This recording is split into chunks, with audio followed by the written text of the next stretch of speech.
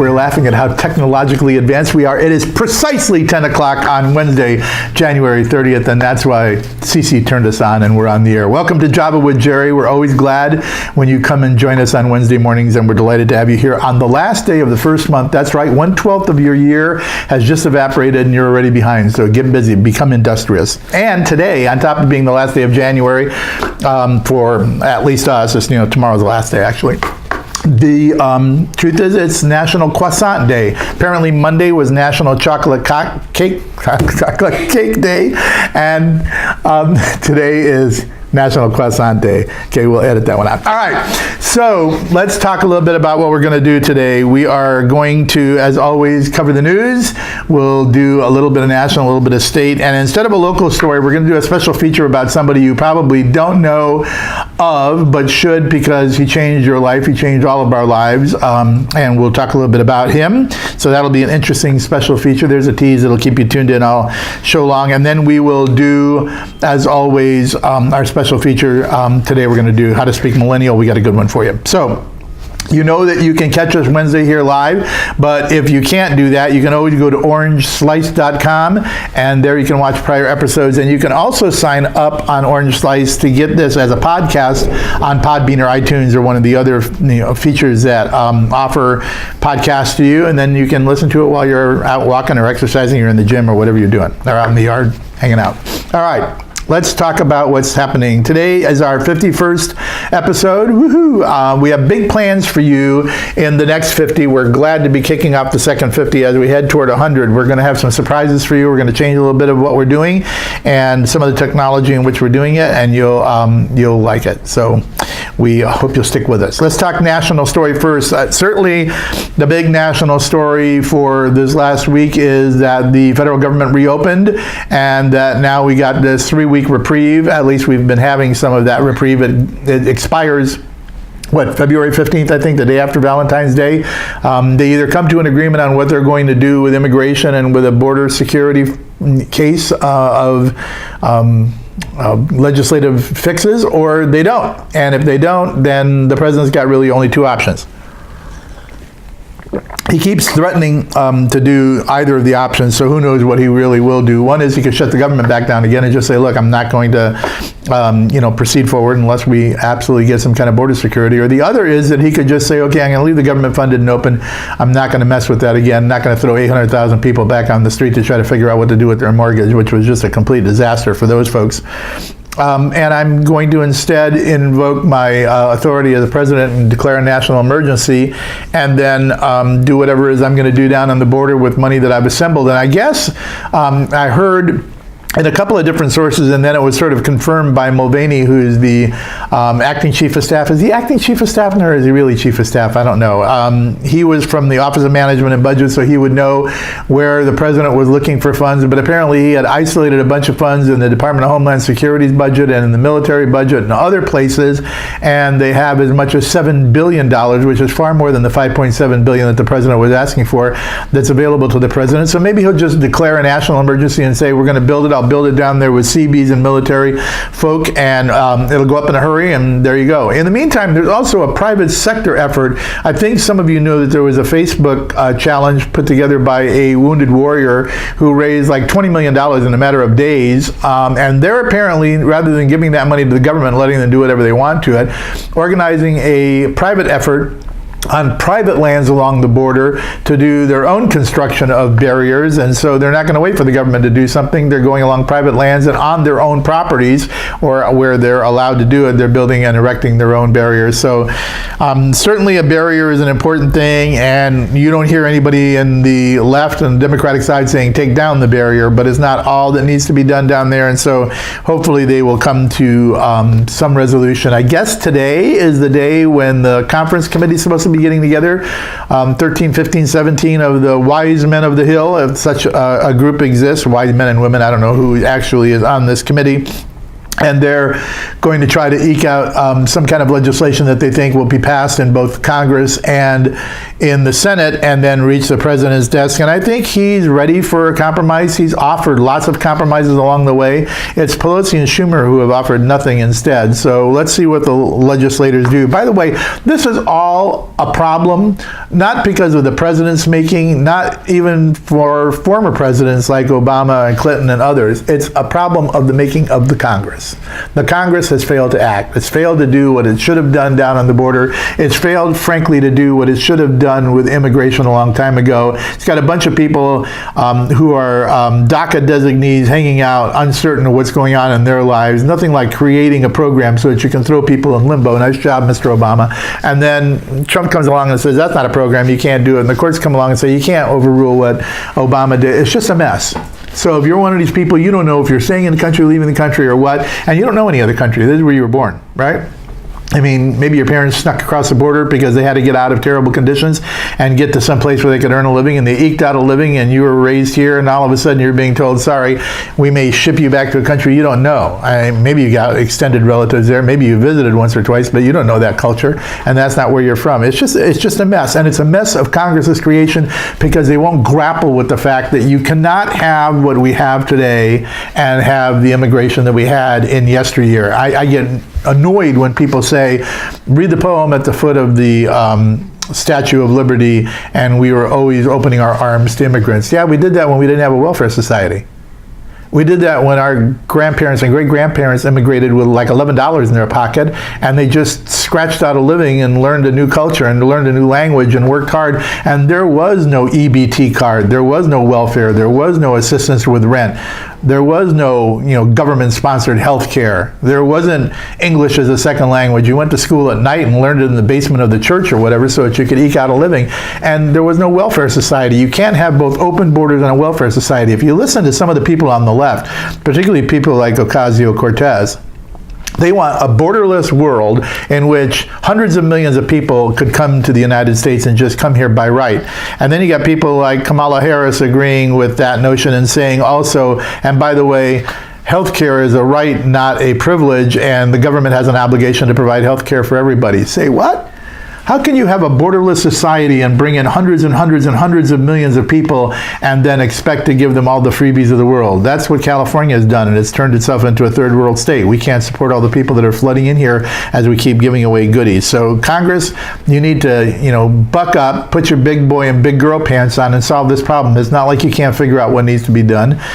Just do it and get the politics out of the way. There's a saying that I used to do in speeches all the time when I was in office, and I said there's two kind of people that I run into in political life: people who want to do the job and people who want to have the job. If you want to have the job, you're so worried about being popular that you don't have the courage to do the tough stuff. You're worried that you might not get elected, or you might not be liked, or the people in your district might yell at you, or your town halls might be rough, or somebody might stop you in Vaughn's as they used to stop me and say, Mr. Mayor, or they'd come to the podium and scream at the dais on Tuesday nights. So if you're worried about having the job, you don't want any of that. If you're worried about doing the job, you don't care about any of that. Anybody can get angry, they can throw me out of office, whatever. I'm going to do the job. Congress, it's time for you to do the job. Quit worrying about being popular or playing to your base and solve the problem for all these people that are lying in limbo, and pick a road. Either you're going to have a welfare state, or you're going with secure borders, or you're going to have a borderless state with no welfare whatsoever, and you have to eke it out for yourself. What do you want? Figure it out. All right. Let me read a second national story. We're going to do two national stories today because this one was astonishing to me, and it comes out of the mouth of the left again. This time, Kamala Harris, unbelievably. And I thought it'd be interesting to read it because it goes far beyond this story and this one event. Kamala Harris is set to announce her candidacy for president, said this article, which was written on January 11th. Well, she has since announced it. By the way, to a rally in Oakland of 20,000 people, it's not like she doesn't have a base of popularity. So there you go. She considers herself the front runner, and some people do too. But, that's going to be a race with 40 Democrats in it, so who the hell knows? We'll talk more about that race in the future. I think that'd be an interesting show to talk about what's happening on the Democrat side this time. All right. On December 5th, Harris was proposing a series of written questions to Brian Boucher, who was President Trump's nominee for the district court in Nebraska. The third question reads as follows. Since 1993, this is directed to Mr. Boucher, who, remember, now a President Trump nominee for the federal district court in Nebraska. Since 1993, says she, you have been a member of the Knights of Columbus, an all-male society comprised primarily of Catholic men. In 2016, Carl Anderson, leader of the Knights of Columbus, described abortion as a legal regime that has resulted in more than 40 million deaths. Mr. Anderson went on to say that abortion is the killing of an innocent on a massive scale. Were you aware that the Knights of Columbus opposed a woman's right to choose when you joined the organization? Notice how she phrased that question. So the director of the Knights of Columbus makes criticism of abortion not unusual for somebody who's a Catholic, and she wants to know whether or not the guy who's a member of the Knights of Columbus was aware that that organization opposed a woman's right to choose. Really a framed up question. Harris wasn't finished. Follow-ups included, were you aware that Knights of Columbus opposed marriage equality when you joined the organization? Have you ever in any way assisted with or contributed to the advocacy against a woman's reproductive rights, and on and on and on. So a direct attack on his faith and on the fact that he was a member of the Knights of Columbus, which, as most of you know, is a Catholic charitable organization of men who go out and do good works, right? Boucher, a native of Nebraska and graduate of Georgetown Law Center, replied that he had joined the Knights when he was 18 years old, that his involvement included charitable work, which is mostly what they do, and that his job as a judge is to apply the law regardless of his personal convictions. All strong answers, but that didn't stop Kamala Harris and others from disagreeing with him. She suggested that a membership that is 2 million strong in the Knights of Columbus, a 136-year-old Catholic social organization, disqualifies an individual from the federal bench. She was joined in this line of questioning by Senator Mazie Hirono of Hawaii, in her own right a real brainiac. And she then went on and on attacking Mr. Boucher. And this is reminiscent of what had happened some time ago when President Trump had nominated Amy Coney Barrett, and she was being confirmed for the 7th Circuit, where she now serves. And Senator Dianne Feinstein of California told Judge Barrett that at that time, the dogma lives loudly within you and is a concern, speaking of her Catholic faith.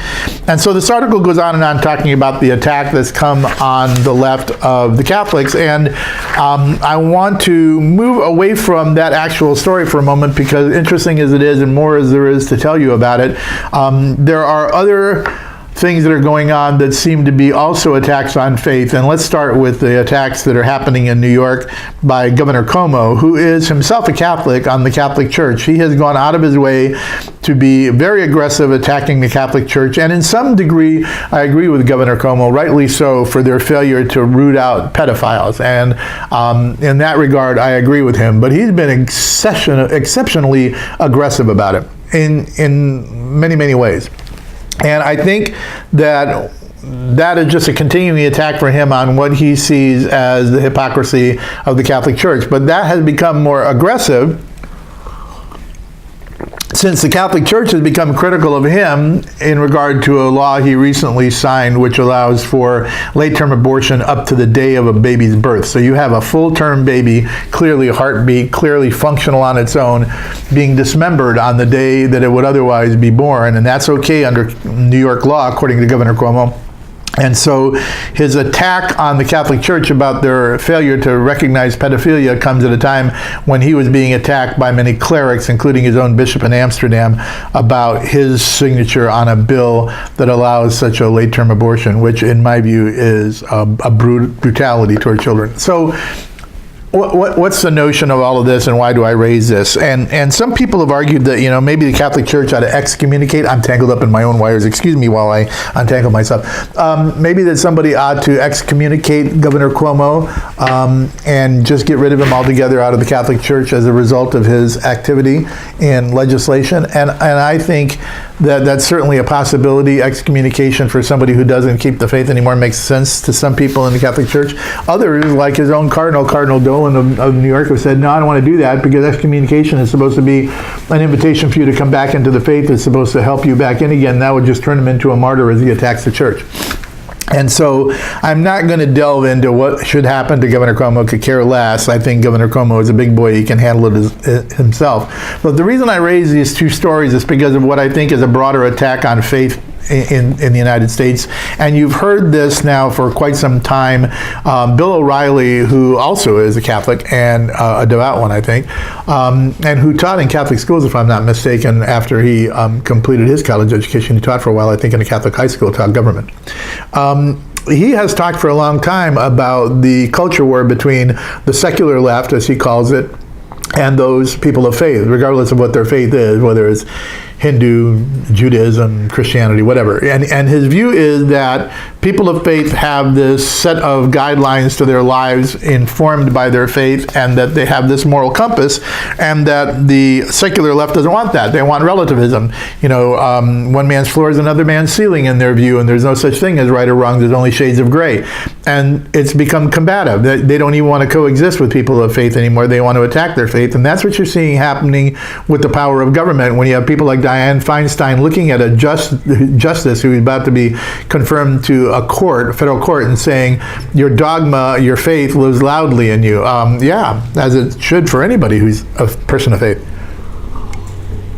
That doesn't mean they can't do their job any more than it means that Governor Cuomo, who's apparently abandoned his, can't do his job as a governor. Say what? Boy, I've been babbling for a long time. Seeing what time we have left. I raise that issue because I want you to pay attention to it as we hurl toward another political year. If you're living in Orange County, California, by the way, your political year has already begun. I think there's already been an election in Seal Beach this week. There's going to be one on March 12th for a county board of supervisors seat. In November, we're having a special election in the city of Orange to fill a council seat, and there's other open seats that need to be filled either by appointment or by election in places like Fullerton and elsewhere. So there's no off year in 2019. We're in the election season. But as we hurl toward 2020 and people are announcing for the presidency, and they're talking about policies they want to inflict on you, including single-payer health care and all the other stuff that people think about. Listen to what they say and assess for yourself whether or not it's part of the narrative, which is of relativism and progressive secularism, as opposed to ones based on the Judeo-Christian faith that informed the structure of our own government. And ask yourself whether that's a good thing or bad. And we'll come visit the subject throughout the year because I find it fascinating, and what the hell, this is my show. All right, let's talk about our state story. I wanted to read you a story about our new governor because I want it to inform your thinking as well about what's going on in the state. California's Governor Newsom, this article says, may be good for politics, but not so much for business. And this is written by Tom Del Beccaro, who many of you know ran for office in California and is now an opinion writer, and he writes for a variety of different places, including Fox Business, and that's where this came from. It's dated January 7th of 19, if you want to go find it. Christian Whitten, former Trump State Department senior advisor, discusses how then gubernatorial candidate Gavin Newsom said he would grant free health care to illegal immigrants in California, and California has a new governor, in fact, the young and ambitious Gavin Newsom. The telegenic Newsom will likely invigorate politics after years of the less outgoing Jerry Brown, and there's no question about that. He's far more gregarious and more telegenic than Jerry Brown was. Newsom's policies, however, may not be so stimulating for business and investors. We all know the highlights. California is the fifth largest economy in the world. It is a robust economy. It has some $2.7 trillion a year in economic activity. It sits behind only the U.S., China, Japan, and Germany, and then comes in fifth behind them. It's home to Silicon Valley and Hollywood, and those are just some of the numbers. Here are the others. 2 years ago, the California government admitted to having $1.3 trillion in long-term debt, while others say that's closer to $2 trillion. It includes more than $1 trillion in growing pension debt, which it has no ability to cover. In addition, its infrastructure deficit is pegged as high as $737 billion. In other words, our infrastructure is crumbling at a time of high debt. Enter Gavin Newsom, now the 40th governor of California, and some of his spending priorities. Newsom reportedly has a team of 30 people working on a statewide health care program. Keep in mind that the last bill that passed the California legislature on universal health care couldn't get Governor Brown's support. It came with a $400 billion a year price tag. That would have tripled the existing $200 billion budget, making it $600 billion, not to mention creating a lot of uncertainty in the largest healthcare system in the largest state in the union, and would have really, troubled that healthcare market. As for providing other benefits, Newsom wants $1.8 billion on an array of programs designed to boost California's enrollment in early education and child care programs. Read that as more union jobs for union teachers who will vote for Democratic policies. Amid such political ambition and promises, the question is how to pay for it all. Well, Newsom is inheriting a surplus of $15 billion, which he will piss through in no time, and that won't be nearly enough. So he and his legislative mates have already begun tax plans, big tax plans. According to Newsom, some 85% of California's economy is not captured by the current tax code. Think about the tenor and bias of that thinking. Perhaps the number one target for Newsom and the California legislature is the last bastion of tax restraint, and that's Proposition 13. That measure limits property tax increases to 2% a year on commercial and residential property, and Newsom says everything would be on the table, including Prop 13, so he's going to attack that. He supports a 2020 ballot measure that would take Prop 13 protection away from commercial property and would threaten property values. And by the way, if they go after commercial properties today, they'll go after apartment properties next, and then after that, they're going to come for your single-family homes. So that's just the camel's nose under the tent. Of course, that won't be enough of a tax increase. So last year, California would have levied a 17% tax on carried interest. For years, California Democrats have pushed a series of taxes on high-end business services, such as those provided by lawyers, consultants, accountants, and other corporations for high-income businesses. So think about it. Your lawyer and your accountant aren't expensive enough. We're going to tax their services, and you're going to pay that tax as well. All in all, no one knows exactly what's ahead for California, but I forecast, says Del Beccaro, that higher spending will be followed by higher taxes, then much higher spending and much higher taxes, and that's what's on the way. It's apparent that those higher taxes and spending won't be directed to retiring existing debts, but instead to supporting new expansive programs. And remember, this is a state that's constantly importing poverty and inviting people to come here, so it's not the kind of place you want to give a lot of money. The big tax proponents, however, will say that extracting billions of dollars out of the private sector or big companies will help, and that won't. It will only dislocate and relocate the middle class in California, which has been leaving it. Picture such companies as McKesson, Charles Schwab, Lyft, and dozens of others who have left. I think I stated earlier in another program we've lost 13,000 companies in the last decade. We lost 1,800 companies last year. So ironically, given all of Governor Newsom's political ambitions, he will probably exaggerate that exodus. And I raise that issue because we were talking just moments ago in the national story about what happens if you have a borderless country with lots of welfare. And if you do that, you end up like California, who wants to have all of these programs and wants to give away all these freebies and wants to have health care for everyone and free education for everyone and free college for everyone, free everything for everyone, and at the same time doesn't want to restrict what it does in terms of immigration or support any kind of border security. And the net of that is you keep importing poverty and you keep raising taxes and you keep seeing the flight of companies, and that means the flight of jobs, and that means you have more people than you have housing, which raises the cost of housing, which makes it unaffordable to our millennials, and they keep leaving, and where does this all go? So think about that. You're heading into an election year. Pay attention to what Gavin Newsom and the rest are doing. This is irresponsible for us to keep raising these taxes. We're going to raise taxes so high, our grandchildren and our great-grandchildren are going to be paying them. All right, let's go to our very special feature. I wanted to have a very special feature rather than a local news story because I read about the passing of Jack Bogle, and I wanted you guys to hear about him.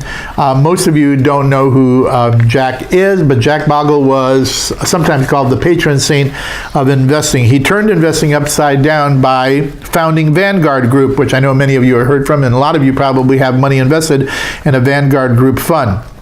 He persisted through the disappointing early years of running the first indexed mutual fund ever, made available to individual investors. He ended up by slashing fees paid by hundreds of millions of regular people, which made it possible for regular people to invest in the market. Bogle, who died on Wednesday, January 16th at the age of 89, also squeezed profit margins on Wall Street, which he loudly and persistently criticized for treating individual investors poorly. In the end, fund investors saved more than $1 trillion thanks to his efforts. And according to calculations by Bloomberg and Eric Balconis in 2016, that $1 trillion is probably a light figure of what he, Bogle, actually saved personal investors. Bloomberg News wanted to ask a bunch of prominent investors and leaders and executives on Wall Street to weigh in about Bogle and his legacy and personality, and here's what some of them said to remember him. David Swenson, who's the chief investment officer at Yale University, said, Jack Bogle transformed the world for individual investors by providing a safe haven for their assets. Starting with the idea articulated in his senior thesis at Princeton, Jack created Vanguard, which today manages trillions of dollars of assets driven by fiduciary responsibility to millions of participants and not by profit. Working tirelessly to educate the public on the virtues of long-term investing in low-cost, broad-based index funds, Jack did more to advance the interests of individual investors than any person in history. He was my friend and hero. Charles Schwab, who himself founded a company dedicated to making it easier for people of less means to invest, said Jack was a pioneer who brought the wisdom of low-cost, long-term investing to millions of people.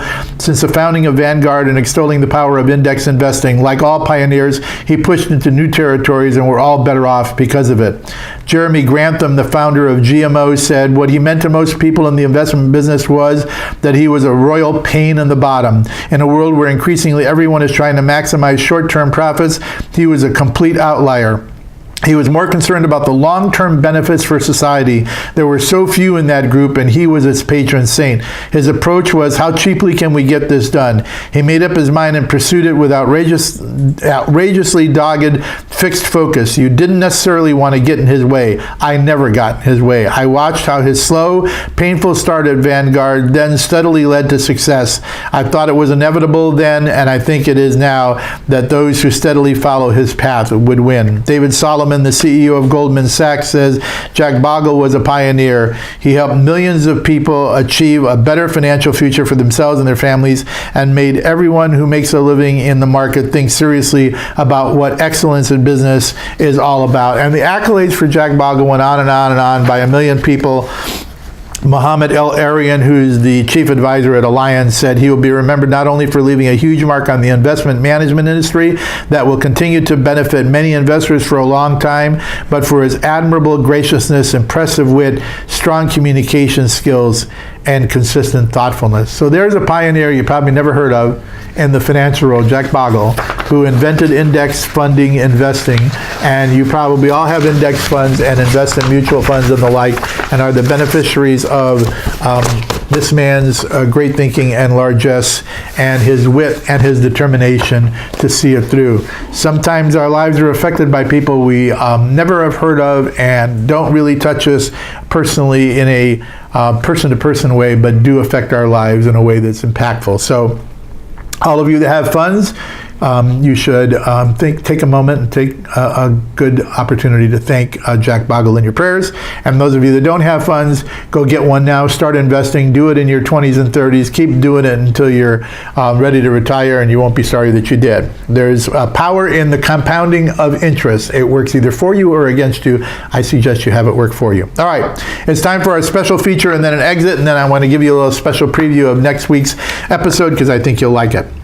So today it's time to teach you boomers once again how to speak millennial. And our word for the day is slay, S-L-A-Y, slay. Not in the knight and dragon sense where you're going to go out and slay a dragon to save a princess, but rather to slay in the millennial sense is to do an exemplary job, to knock it out of the park, to be outstanding.